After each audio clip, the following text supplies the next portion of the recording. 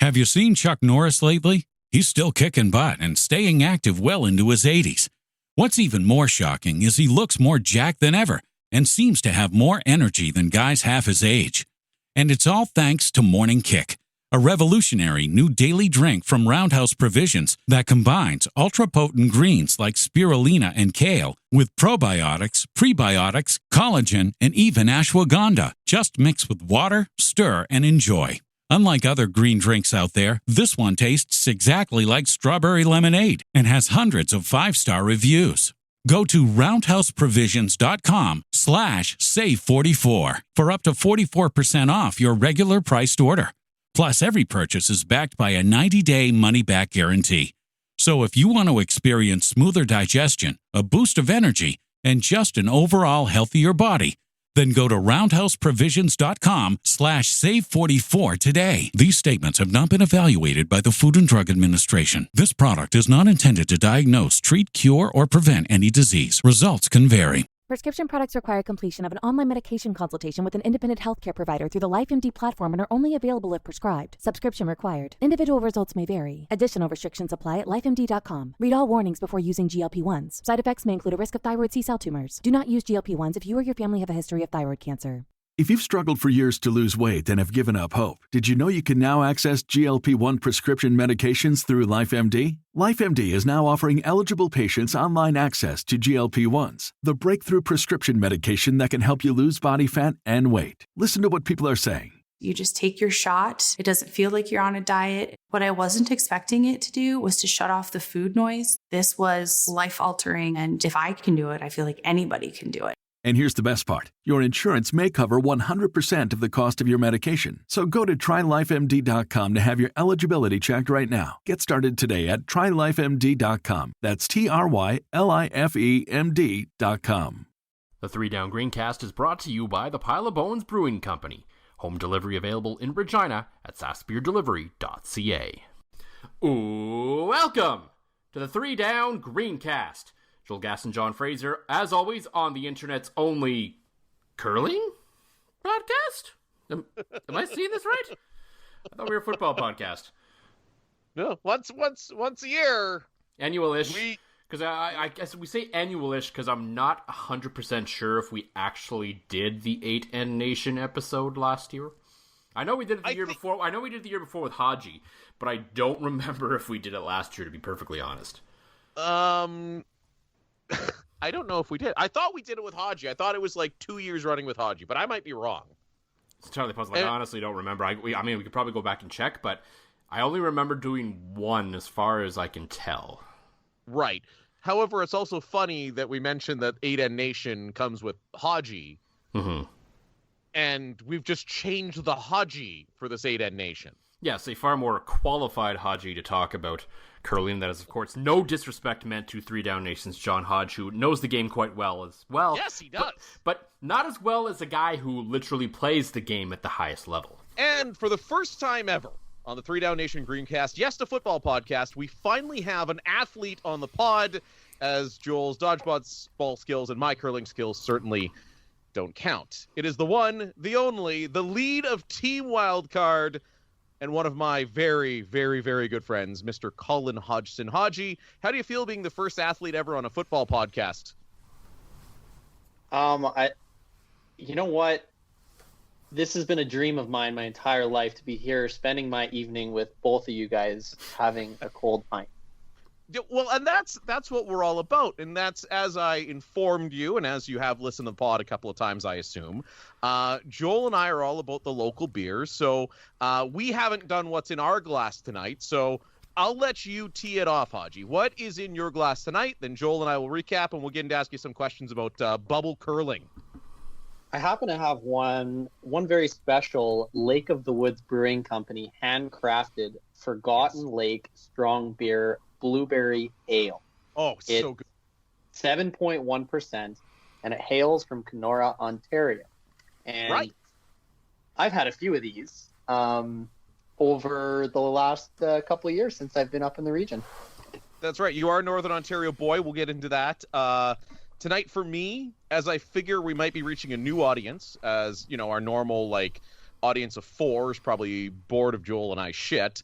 I figure I'd go back to giving our sponsor some love, that being the Pile of Bones Brewing Company.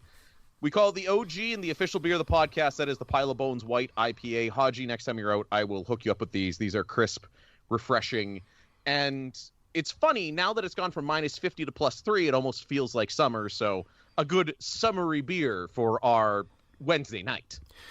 Absolutely. It's always the one that many of us go to around here. For me, I'm also sticking with sponsors, friends of the show, the Pile of Bones Brewing Company. Because curlers love coffee and because curlers love beer, I am drinking the only dark beer pretty much that John will drink, the Cold Brew Americano Stout from the Pile of Bones Brewing Company. Just rich, dark, delicious, and just a little bit creamy. And a little bit of that coffee taste, so it is your perfect, like, again, like Haji, you're going to be at the Briar and, actually curling at a high level, but it's your perfect, like, Sunday morning Bonspiel 10 a.m. beer. You know what? You hit the nail on the head. That's actually probably my very favorite kind of beer. Really? Yes, I love a good coffee. Coffee strong flavor is, it's hard to beat with beer. It goes really well with all sorts of cooking as well. And, having a chocolate cake, if you just slip in a little bit of coffee there as well, just really enhances the flavor. And probably the best one I ever had was at Trans-Canada Brewing in Winnipeg. And that was the first one I ever had. I never really thought coffee and beer went well together.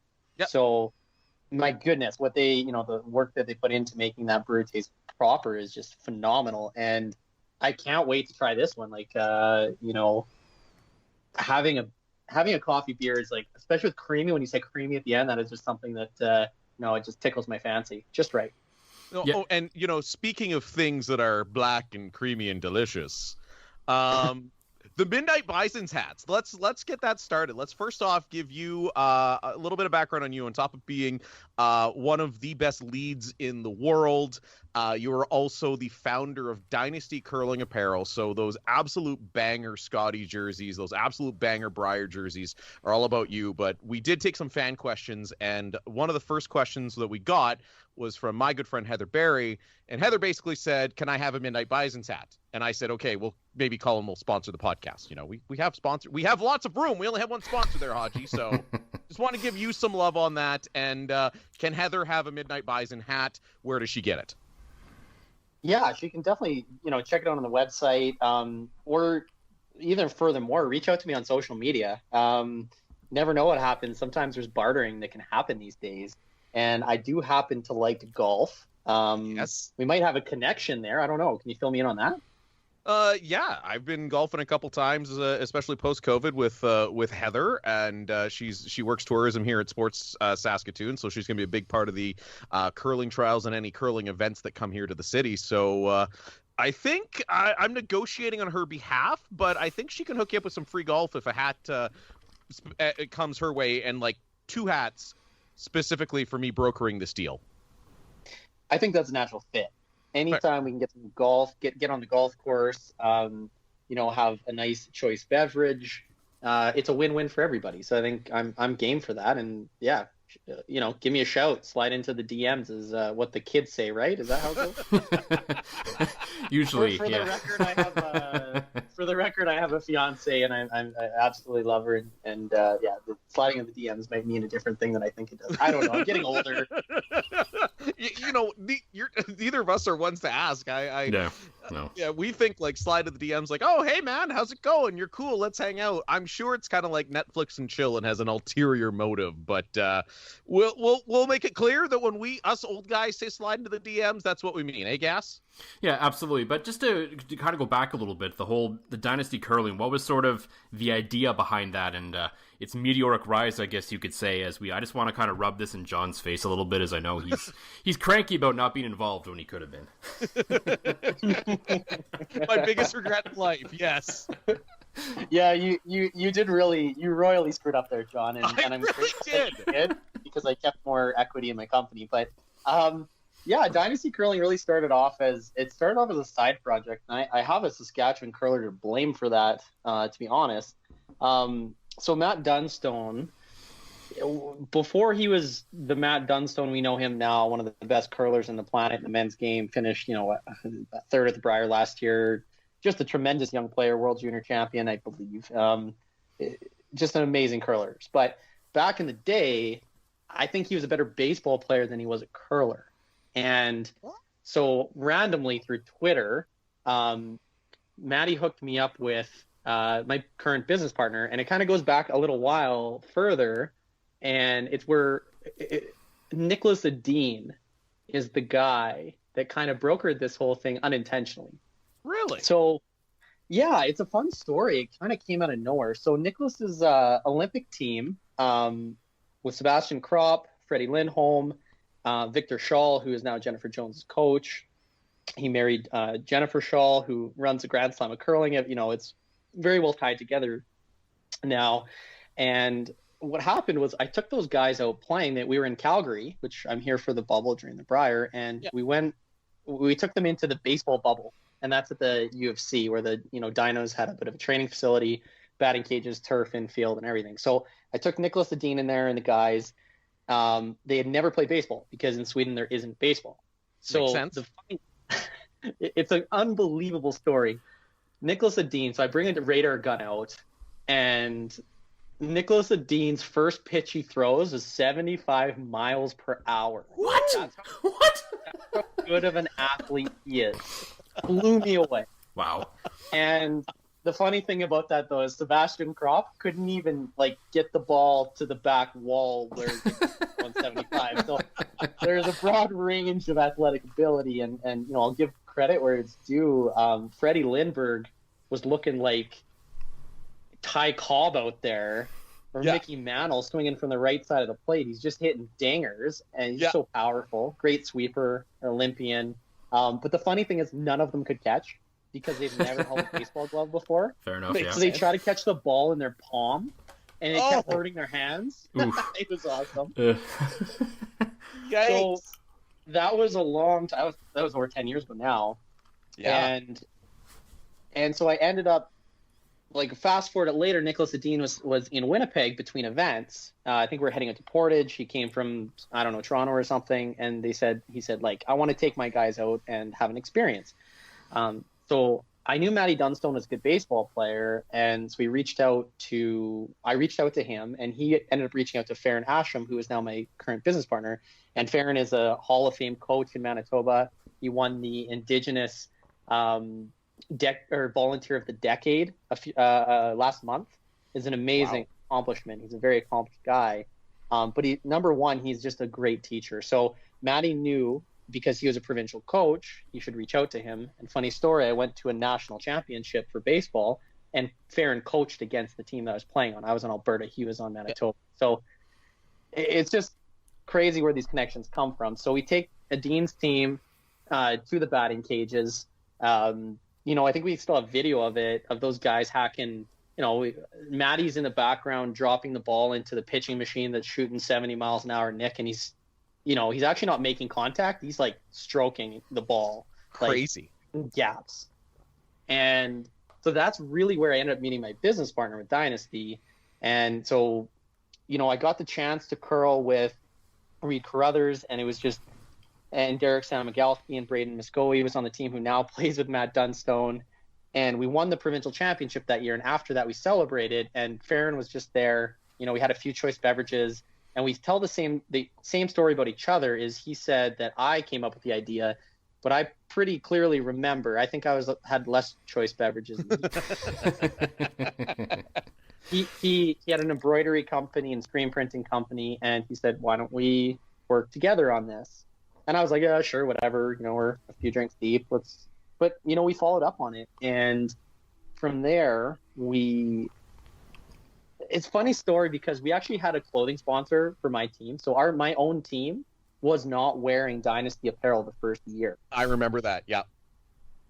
And so my team was wearing something else. And here I am peddling uniforms. I don't even know what I'm doing with them. So Val Sweeting, Chelsea Carey, Nicholas Adine, Matt Dunstone, and Carrie Anerson. And I forgive me if I make an error and exclude anyone, but I believe those were our first 5 kind of major teams that we brought on board. And I definitely screwed up Val Sweeting's, their team's apparel at least 3 times.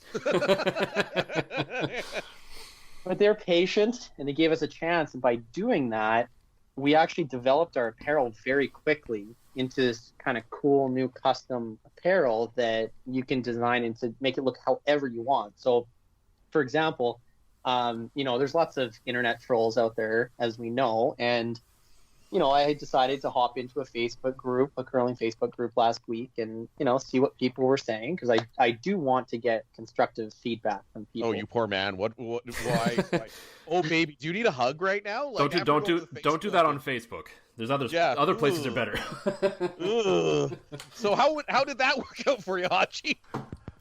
Well, Facebook's a tough one, but you know what? I've kind of learned recently that I do want to give people a chance. I don't want to just assume that, that person make nasty comments are just not coming from a good place. It's like, okay, the comments come for a reason. So I challenged some people and they said, well, no, that's ugly, we hate it. Or that material's terrible, we hate it. What did they do? Why are they doing this? Why do they fit this way? So I challenged them. I said, okay, well, I actually commented on every single post, and it did take a lot out of me. And I don't do this every day. I don't recommend it for anybody. It's difficult to do, to put yourself out there for other people to criticize you.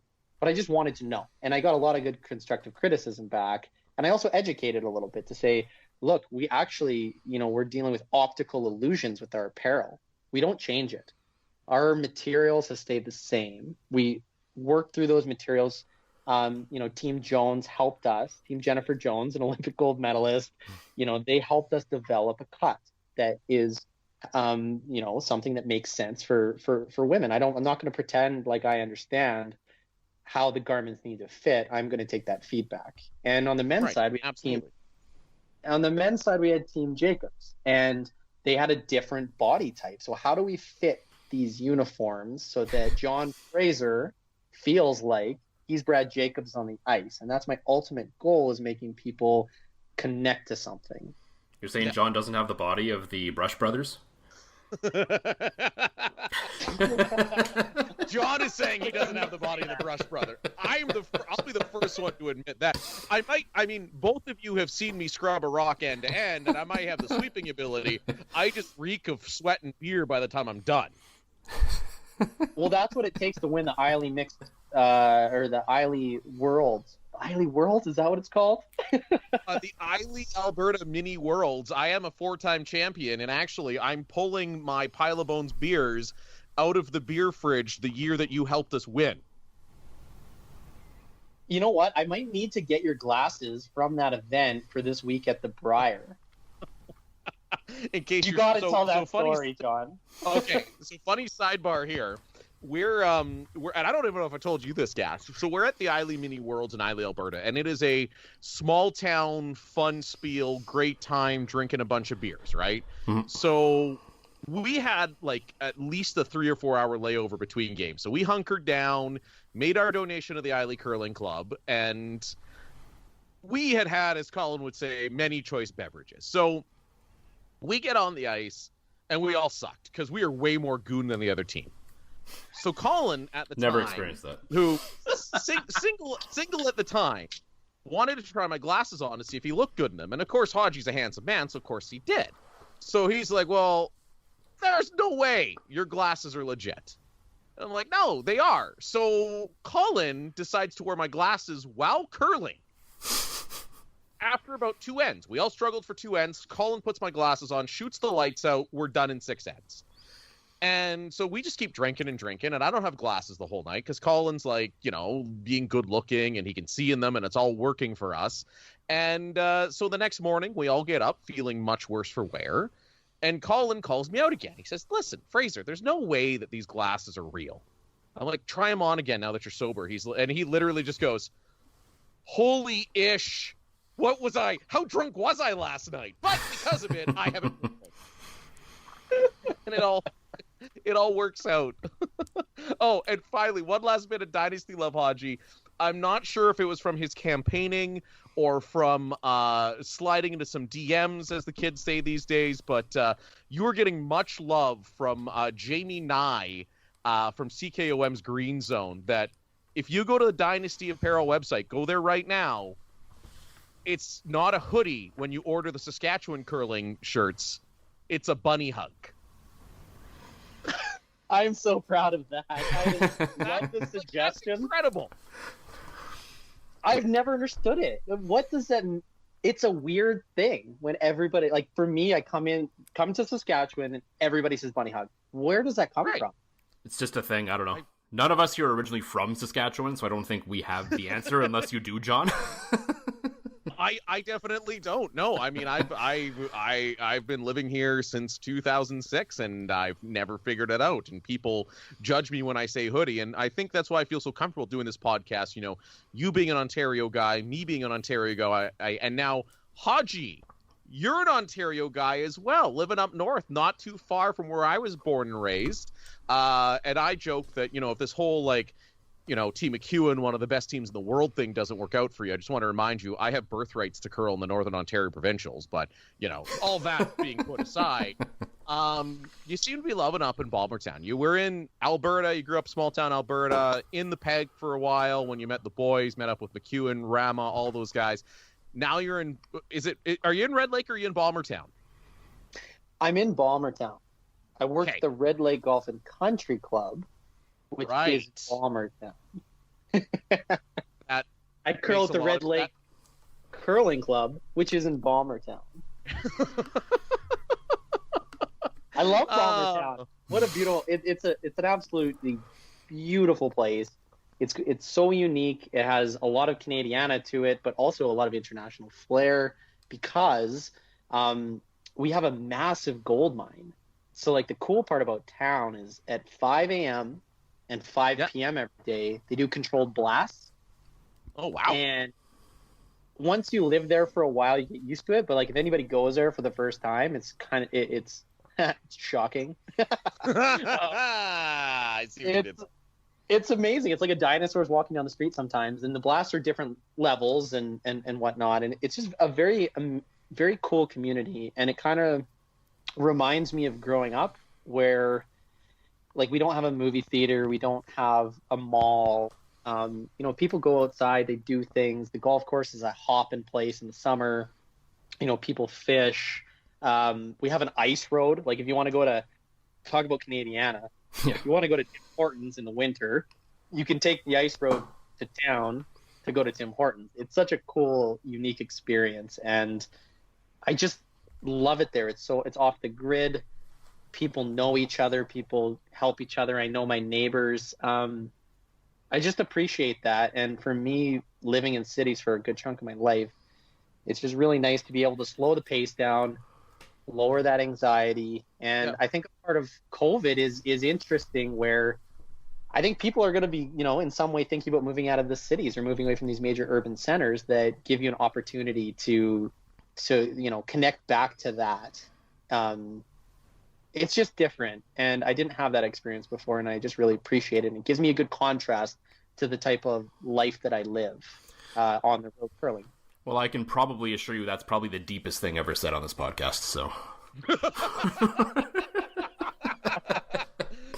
Yeah, that's fair. Haji, you're way more eloquent than either of us. I mean, especially me when I get angry and chug about 4 beers before doing this. So, but it's interesting. So you've moved out to Northern Ontario, but you obviously still have the connection with Manitoba, thanks to playing for Team Manitoba and all that. And this is a football podcast, so we are going to ask a little bit about football. You have developed a bit of a relationship with Adam Bighill and some of the Bomber players. So, kind of, what's the story there? Yeah, that's been an amazing story. Adam Bighill is such a. I don't know why he's so nice. Like for somebody who is so accomplished and so in front of the public to take the time to to reach out to see how other human beings are doing. It's such a cool, unique thing, and I really look up to him as a human being. Like what you see is what you get. It's not fluff. It's not, PR stuff. It's like the guy's going for a drive, and he's just like, hey, I'll call Colin. I'm like, I didn't really know Adam that well previously, and I just know him to be a phenomenal football player, and I watch him on TV. Like, where does that come from? He truly, connects with his community, and there are lots of players out there who are like that, and I think we should acknowledge that when we can. And I think as athletes, we do have a responsibility to do that. There's this like added pressure as an athlete where, you need to pretend to act a certain way. I don't think that's fair to anyone. It's not fair to the athlete. It's not fair to the fans. No, it's like, it's all fluff. Let's get rid of that fluff. I want to be like him. I want to be like guys like him. It's tough to be in the spotlight, and it's just really interesting to see someone so accomplished, take that time and effort. And, he mentioned to me that he was going to be watching the Brier and cheering me on. And, if I need anything, he's been in a lot of big game moments. And, I've been in some fairly big game moments in curling, but not to the level of how many people fit at IG Field in Winnipeg. Like, right. I've never experienced that. Right. So, like none of us have. I got to ask you too with Bighill. I see he went to the Hodgie haircut. Was that inspired by you, or? We must be trading or something, because I don't have a Hodgie haircut right now. I've got a Bjorn Ironside or Ragnar Lothbrok Viking braid currently with. I actually have Viking ruins in my hair, and I'm gonna give you guys an exclusive. I'm gonna shave my hair off. I'm gonna donate it to some sort of charity, cancer research, or something. When I was younger, I did this with my grandmother. I have a photo. I got an amazing gift from my parents this winter. They went through all the photos, and they got me all the photos of my childhood. And one of the things I did with my grandmother, I don't have any grandparents alive today. And so I have very limited memories. And, I've got a photo that's on my wall right now of, shaving my head off, or shaving, my hair off with my grandmother for cancer, because she had ovarian cancer. And, eventually she passed away. So for me, I'm like, let's just grow this crazy, silly Viking beard that's not complete. It looks terrible. I'm going to braid my hair and put Viking. I wasn't going to say it about the beard, Hodge. I wasn't going to say it. I have even, what I did? You know how crazy I went for this concept? I reached out and I've got fake tattoos from the show Vikings of Ragnar Lothbrok.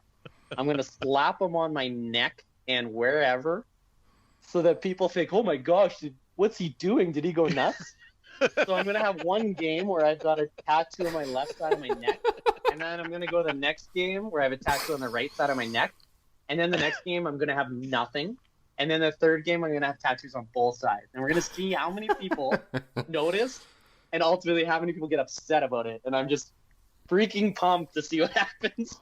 That is such a good, like a high level, almost troll job, Hodgie. I can only imagine, I have a feeling like Russ will be the one to notice and just say something snarky about it, then it'll be gone the next day. That's just what my gut is telling me on this one. Or it'll be Vic saying the changes every time, like he talked about Val Sweetie not having glasses 3 times in one day during the Scotties. Yeah, at least, yes, that's the thing. Give him something to talk about, Hodgie. Much appreciated. That's why we love you, buddy. If we have a platform to do something with, why not have fun with it? And that's it.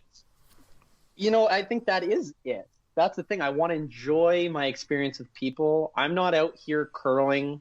I know it's going to sound a little crazy, but I'm not out here curling to win for myself as much as, I had to go through a lot of anxiety and a lot of my own anxieties and depressions and things like that to get to this point. But I am at this point where I'm not curling to win the championship. I'm not going to the Olympics for myself. I've established that that's not actually going to ultimately make me happy. What'll make me happy is connecting with people. Right. I started a clothing company to connect with people. I reach out. I'm flamboyant because of that. It's not like I'm always happy all the time. Yeah. So let's freaking do this. This makes me happy. I'll probably be better at curling by doing this, and it's fun. So says the guy who was an all-star the last Brier he was in. Well, you know what? I don't focus about curling. I have fun with the fans. Last year I won an all-star award. I got a first All-Star and I won the Sportsmanship Award. And you know what's hanging upstairs on my wall is the Sportsmanship Award. And you know what's downstairs that I don't see every day is my All-Star Award. It just means more. Well, absolutely. I remember last time you and I played cards this summer over Zoom. I remember seeing your Sportsmanship Award in the background, and that's a testament to, where you hold it. So speaking of pictures on the walls, everything, making it feel like at home, I got to know, what have you brought into the bubble? Like, what's that like? Obviously, as we talk to you tonight, you're basically isolated in a hotel room. You can't go anywhere. I know there's been some really fun pictures on social media where you're talking to Reed Carruthers, your teammate across on the balcony, Darren Moulding from Team Botcher, also a fantastic human, talking to him on the balconies. Like, how do you deal with that? Like, how do you go into this bubble that you're going to be in this room basically and just with the boys? How do you deal with that? Like, mentally, what do you bring? What do you pack? I mean, other than a lot of local craft beers. You know what? I'm very grateful for my teammates, because this specific group of guys, and especially our coach Rob Meakin, who's curled with Kerry Burtnick, has done it all in the game. He was part of the boycott and everything. It was just an amazing, he's got an amazing career, and I think our team is so analytical. It's unbelievable. So our group chat is talking about, what are we going to do? What's funny is Mike's actually calling me over and over and over again right now. Our team's close, obviously. But yeah, we have, we talked about what are the things we need. Like, Mike picked me up a humidifier, and just for the room, because it's dry out here. I've got books. One of the things I did was I ensured that I was on a balcony that got sunlight for a good majority of the day. And things like that, and going outside and having these things are important. Having good coffee, having a grinder for the coffee, like to have fresh beans with fresh ground, and having the right, percentage of fat in the cream. It's like, these things. I've got a Dracula mug because I love the story of, Vlad Tepes and the history of Romania. Like, I've got these tiny little things that remind me of home. And I honestly feel comfortable, and I was pretty scared to come in here. I was very scared. I imagined that this hotel room was going to be a dark hole of misery, and it isn't that, because we put so many strategies in place. Yeah. And it's funny you mentioned the coffee, and I saw on Facebook today Matt Dunstone talking about how he has to have fresh coffee. So, like, I know you can't interact a lot with other teams, but I picture, like, you leaving baggies of freshly ground coffee outside for Matt Dunstone. I see that, like, the illegal, like, fresh ground coffee market exploding in the Briar bubble. That would be awesome. I think we're all really cognizant of, like, how do we not break protocols? Because, like, the penalties are absolutely severe, very severe. Oh, absolutely. So, it's basically you don't go to the Olympics. Yeah, and that's a different conversation to have.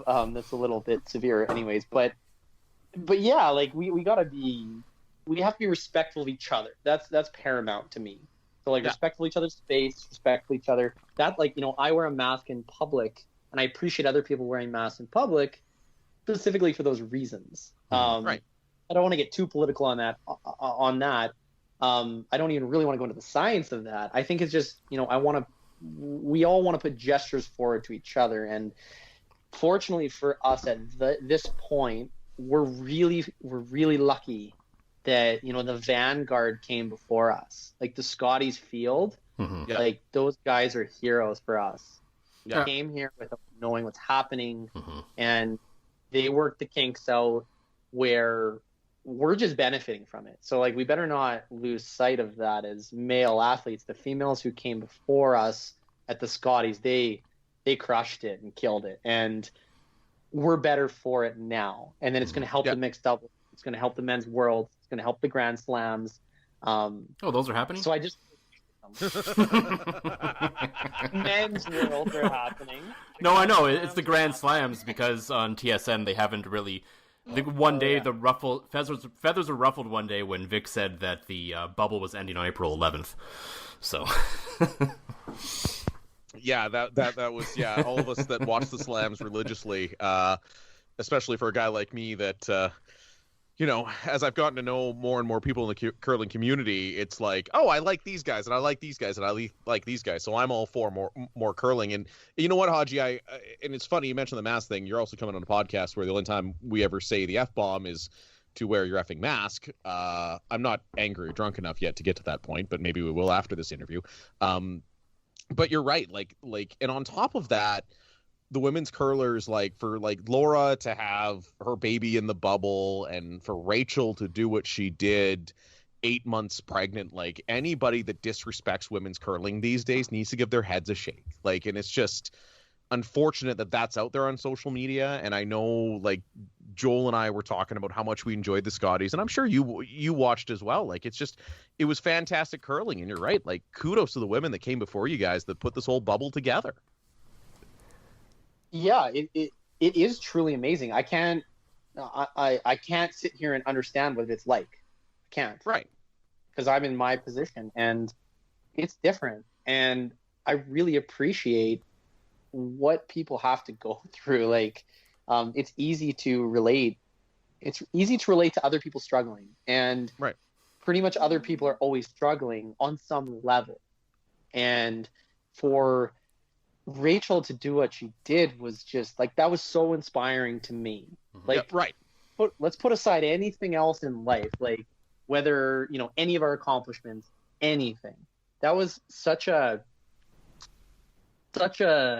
gritty effort to be able to do that. And I can't understand what that takes.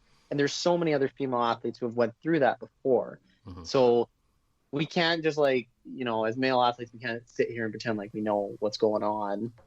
We don't. I don't face criticism.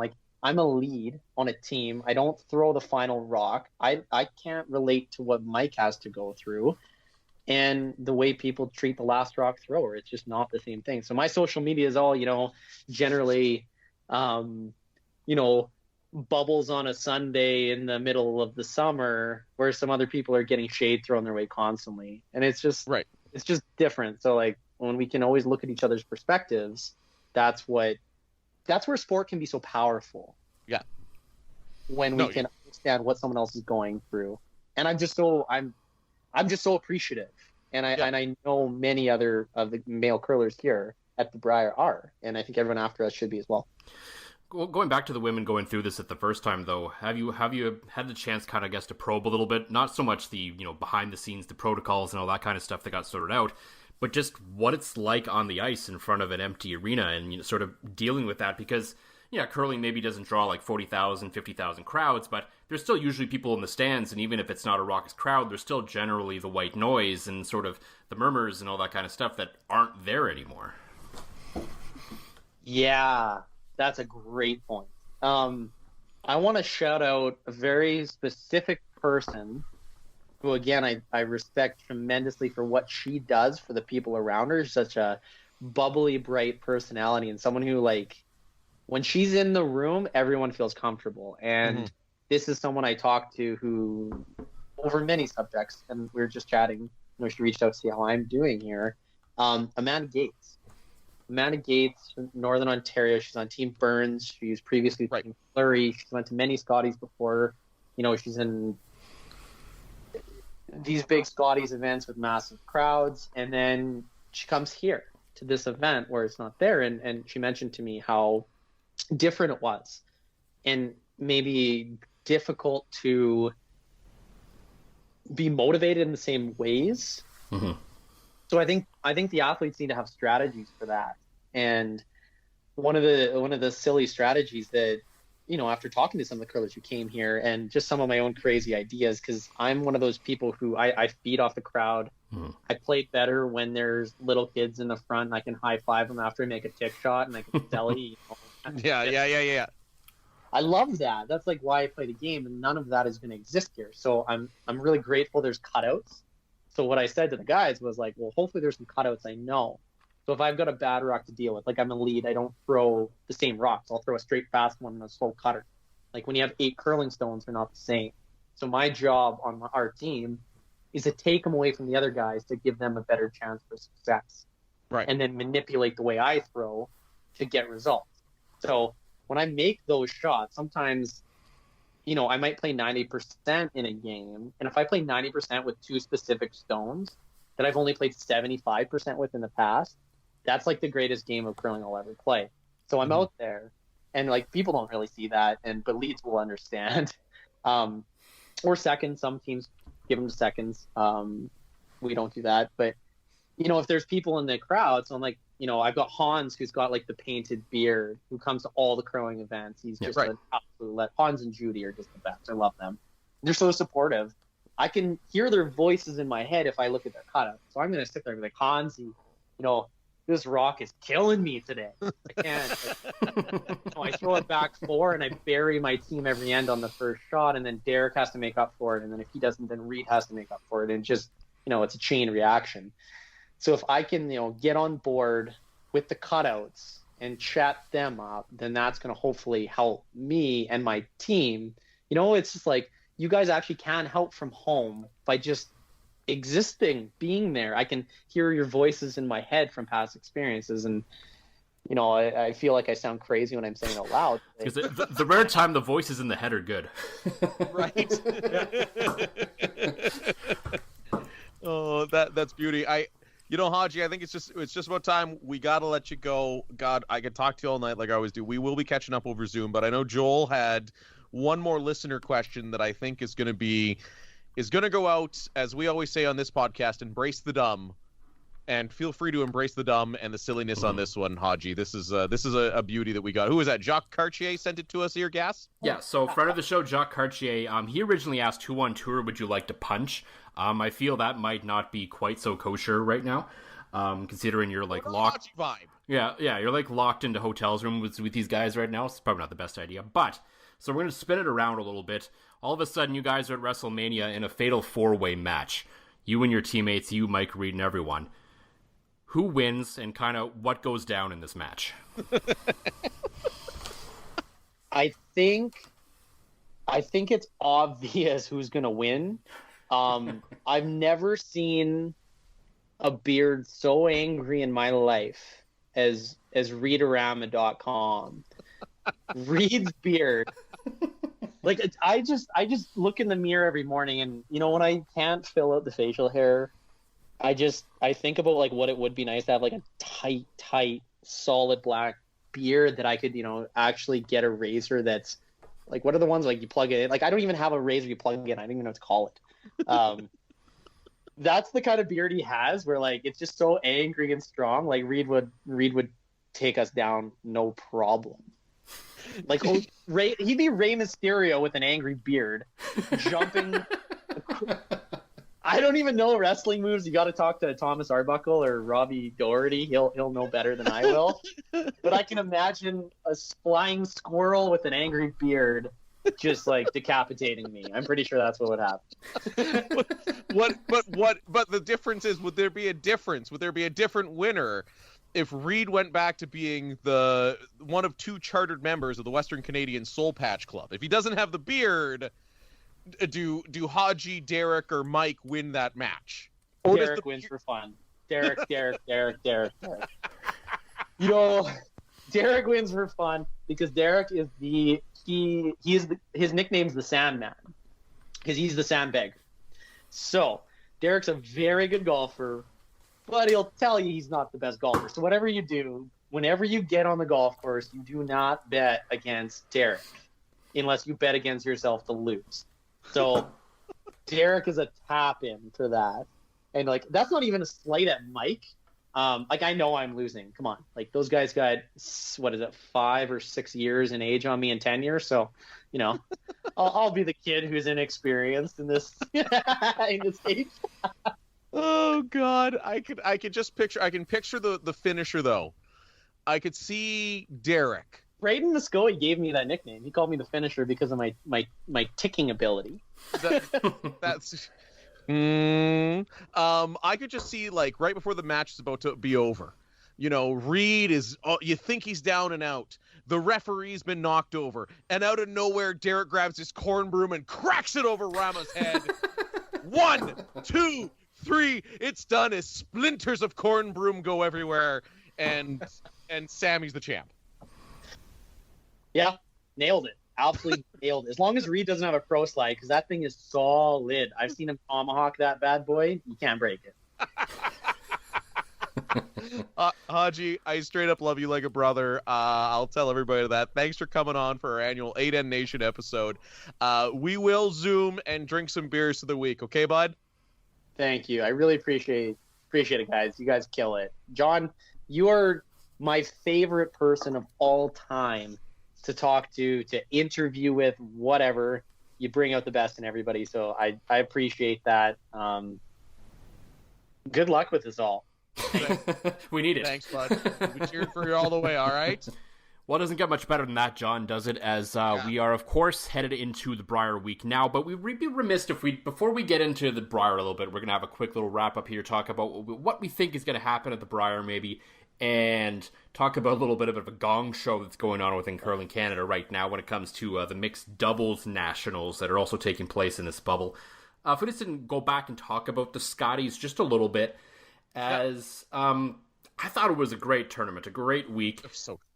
Maybe a little bumpy at the start, but that was to be expected considering pretty much nobody other than a few provinces hadn't really played all year. And it was just a phenomenal week. And what really sticks out in my mind, besides the fact that I think the right team won, because I think Carrie Anderson's team, despite having the same record as Rachel Homan's, was probably the most consistent team all week. I would agree. Was just the pure entertainment of all the games, because at least out of the feature games and then the games we saw on the playoffs on TV, none of them stand out in my mind as that there was the typical blank fest we often see at this level sometimes. Like every game, there was rocks in play, every single end for the most part. You still get the odd blank, which is fine, but for the most part, there's no game really that stands out to me where I remember 3 or 4 blank ends happening.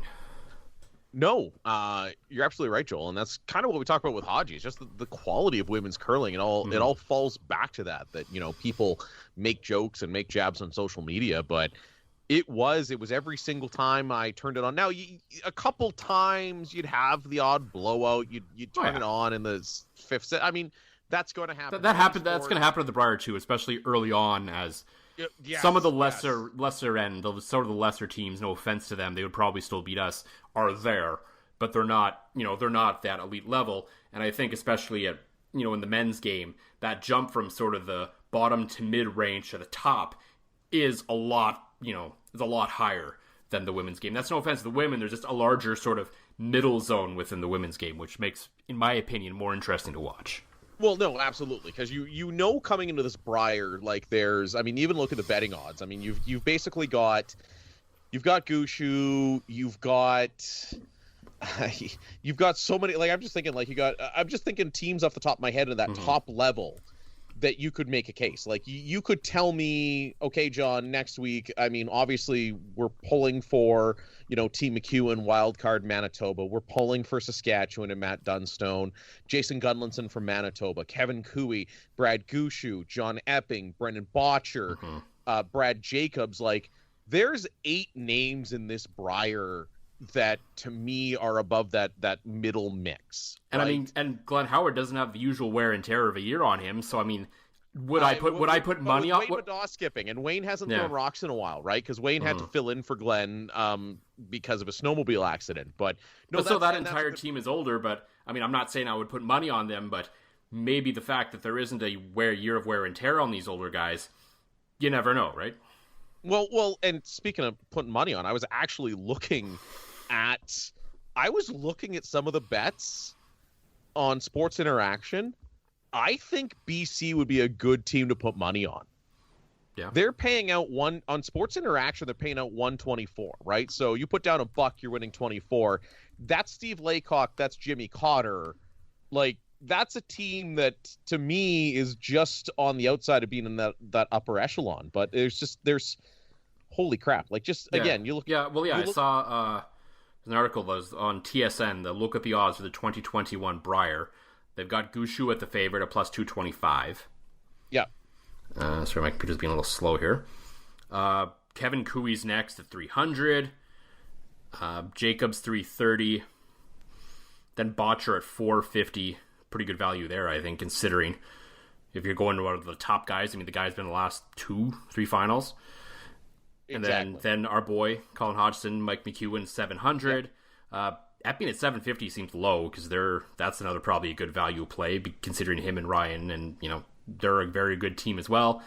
Dunstone 1100, Gullinson 1300, and Glenn Howard 1300, and then the field, Jim Cotter, British Columbia at 2500, James Grattan, and from there you can go 4500, and then if you really want to have some fun, you can put $1 on Nunavut for 36,500.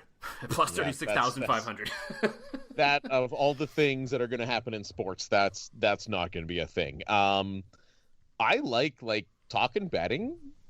Mike McEwen at again Sports Interaction. I'm looking at it right now. 783. Mm-hmm.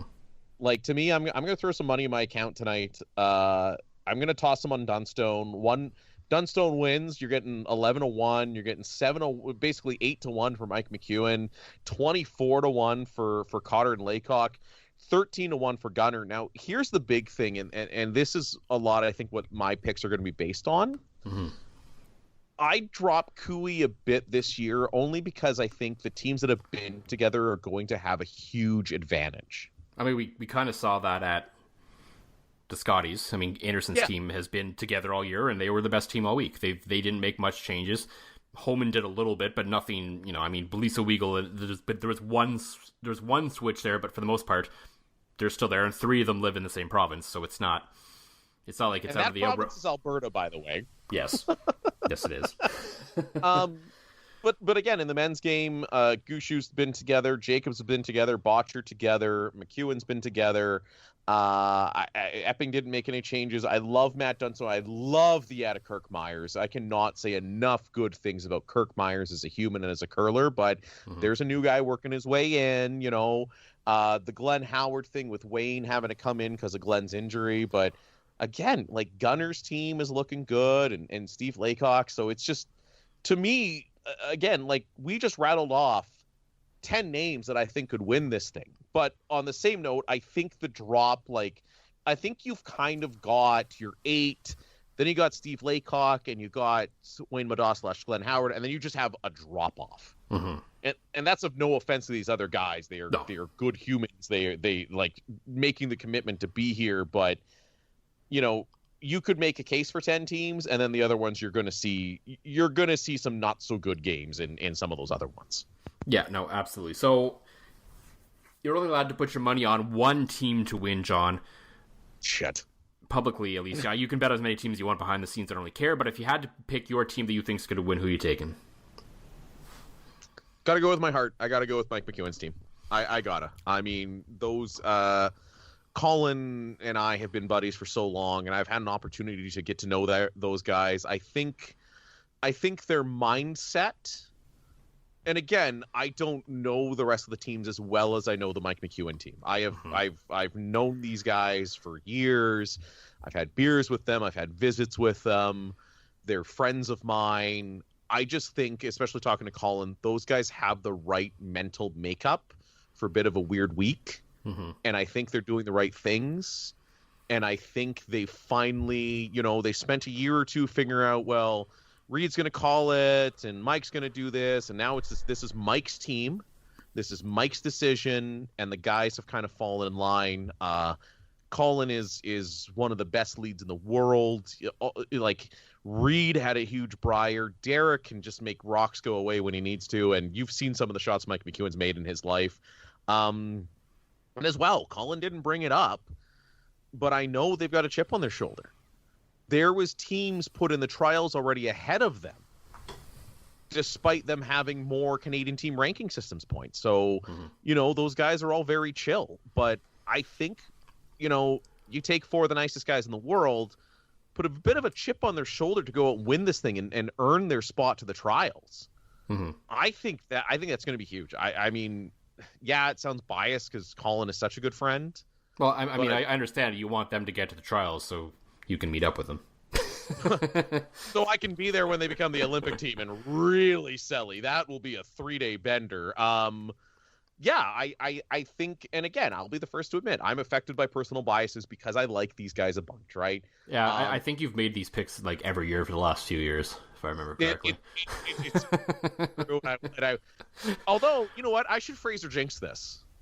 You probably should if you were smart, but you. All right. No one's ever accused you of being smart, so. No, it's true. All right. Let's Fraser jinx this and go with John Epping. Put my money on John Epping.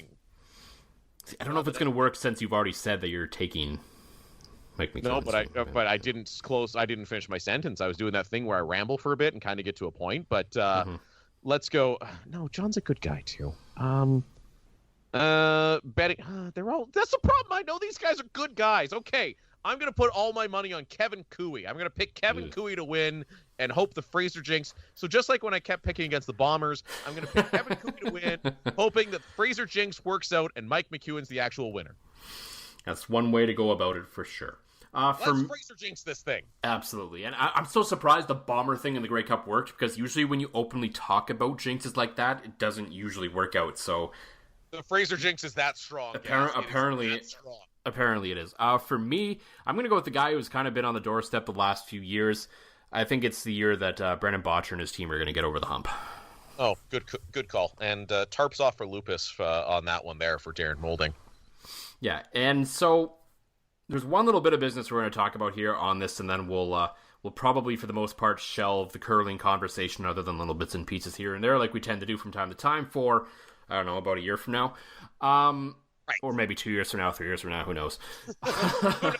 Who really knows? Although I feel like if McEwen, rides the Fraser jinx to a Brier win, I feel like we got to have Colin on again. It's possible, yeah.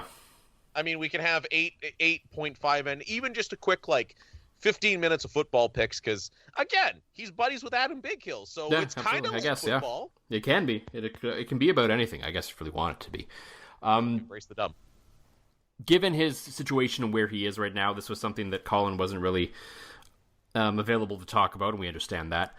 But if you follow him on Twitter, I think you kind of get the idea of what's going on here a little bit. And it seems to be there has been balls dropped, shall we say, within Curling Canada in terms of communicating with their athletes when it comes to the mixed doubles, which is coming up in the curling bubble after the Brier, which should be another fun event. Will be great to watch. As I think mixed doubles has a great future as maybe, a really great way to grow the game worldwide. We'll just say that. It's so much fun to play. It is like Lacey and I did it once, but it was funny. We decided we were just going to drink and not sweep. Even better. We actually, it was funny. The first game we played my buddy Dave, and I threw a rock. I turned around to Lacey. I grabbed my beer and I sat down, and he went, "You're not gonna sweep that?" I went, "Nah, too much work. I'm here to drink." But anyway, so you may have heard on the Scotty's broadcast, the broadcast crew there talking often about the team of Colin Hodgson and Chelsea Carey when it comes to the mixed doubles, and how that was coming up. The thing is, those two are a team, but they're not actually going to be at the mixed doubles nationals. Why? No. Because who knows? It just seems to be a whole lot of weirdness going on right now that there doesn't seem to be a whole lot of clarity about, and it seems like Curling Canada's really dropped the ball, basically. Curling Canada has completely screwed this up. Not even dropped the ball. They have just made a complete and utter joke about the mixed doubles. The irony is when they first brought Jeff Stoughton onto this program, his job was to go you had all these mixed doubles specialists that were getting their asses kicked by countries like Hungary. Literally, Hungary was kicking our asses because Canada was sending mixed doubles specialists. So Curling Canada's job all those years ago was to go convince elite curlers to take up mixed doubles and curl together, which obviously worked really well in the Olympics with John Morris and Caitlin Laws. They won gold. So they go out, and curlers that are good friends started forming these teams and elite curlers. You've watched Kirk Myers and Laura Walker win a nationals, go to worlds, 2 elite curlers, right? So the fact that Colin and Chelsea, who, fun fact, I was listed as their coach for the mixed doubles nationals here in Saskatoon as kind of a joke, but I do have the jacket. They both stayed at my place. I love them kind of like how I'm going to coach your run at Northern Ontario trials next year. Absolutely. With Haji and me, it's going to be all good. So here's what Curling Canada does. Colin and Chelsea have won Bonspiels before as mixed doubles against some of the best teams in Canada. They're very good friends. They're great curlers. They work so well together. And they are, I would say, one of the top teams in the country. They've proven that. It's not just like, they're trying to get in because they've never curled together and they're both really good at their respective positions. No, this is a duo that have won games at an elite, won Bonspiels at an elite level before. And Curling Canada decides to just again, everything's all screwed up with the pandemic. Just kind of not tell anybody what the what you need to do to get into the mixed doubles nationals. So the mixed doubles nationals teams are announced, and Colin and Chelsea are left out. And it's bullshit because they applied, they said we should be there, but they didn't really specify what you needed there. It's like if you were applying for a job online and it said, we need you to fill out boxes 1 to 5. They did that. They did their job. They filled out boxes 1 to 5. But in the tiniest 2-point font, it said you also need to send us an email with boxes 6 to 7 filled out. And because Curling Canada somehow didn't communicate to its players, to its elite athletes, what they needed to do, they got screwed. They're not the only ones. Matt Dunstone and his girlfriend were looking to curl together in this thing. Last time I checked, Matt Dunstone is better than Billy and Bobby, who are mixed double specialists, who've got their asses kicked every single year since this became a thing. How Curling Canada is taking our tax dollars, doesn't pick up the phone and go to Colin and Chelsea and go, hey, you guys have kicked ass for a while. You didn't fill out boxes 6 and 7 on your application. You should probably do that. Or to a Matt Dunstone and have the same conversation. So now, the real question is this going to screw them out of the Olympics? And we said Olympics, you could hear in Colin's voice. He deferred. He doesn't want to get into it, but I'm going to get into it. So the fact is the Olympic team, the Olympic trials and everything for the mixed doubles is going to be affected as part of this national championship. So you just took 4 of the best curlers that you have that have won events together, Team Dunstone and Team Carey and Hodgson, who have secured sponsors and everything because of a technicality, because you couldn't come across and say, hey, oh, by the way, we need you to do these things to qualify. It's bullshit. It is I don't know who they have in charge of the logistics at Curling Canada over this mixed doubles thing. They got to lose their job. This is unacceptable. This is dumb. This would be like leaving Brad Jacobs out of the Briar because Northern Ontario is not really a province. It's stupid, it's asinine, and it needs to be fixed. You need to let your elite teams in there. You need to communicate with them. You need to speak to them. And you need to fix this Curling Canada. Otherwise, you're going to lose to Hungary again.